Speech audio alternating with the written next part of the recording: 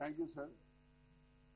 First of all, what I am going to submit, that should not be taken as the criticism or opposition to government policy, but it should be treated as a concern.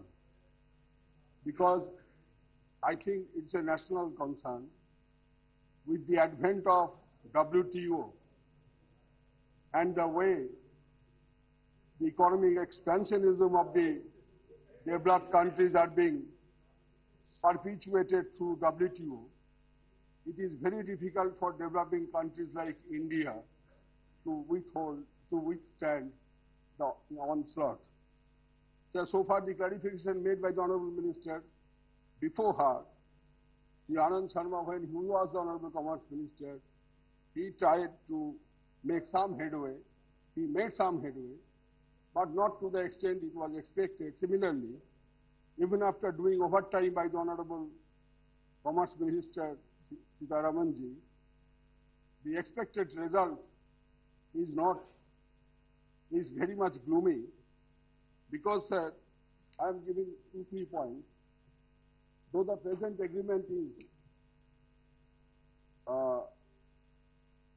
with the USA is an improvement over the WTO Bali agreement, there are many issues remaining which are not good for India.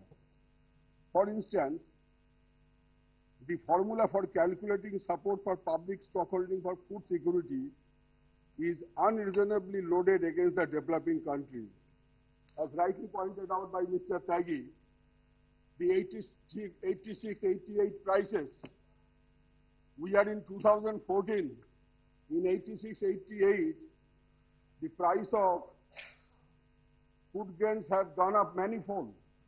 And if the government of India pays rupees 1400 per quintal to farmers for procurement of wheat, and price of wheat was rupees 385 in 85-86, then what will be the consequences? It will be assumed that the government is giving subsidy of rupees 1015 per quintal of wheat. That there is a need to change the WTO rules. But this price mechanism cannot do.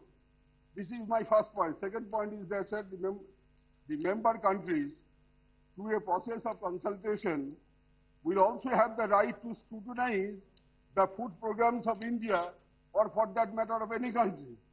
So, the member countries will invade into India to have the fallout of the price mechanism, and in case of any breach, the same could be disputed. All these provisions of the agreement clearly suggest that internal policy matters of India will be subject to foreign scrutiny and hence add up to an erosion of our sovereignty. This is highly objectionable, sir.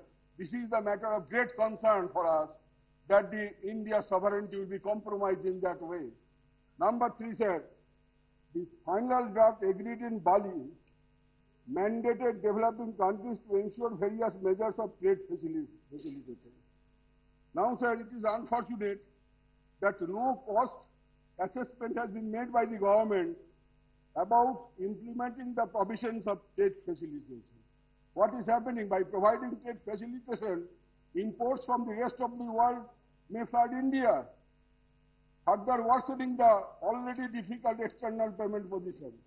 This is another area of concern for India, sir.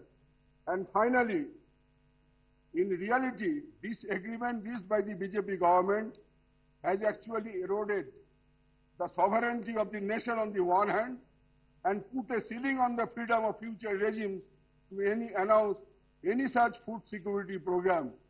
Because if the trade facilitation that I have mentioned, the entire money will be cut from the plan allocation on health, on food and other areas, and that will be adjusted with the trade facilitation arrangements.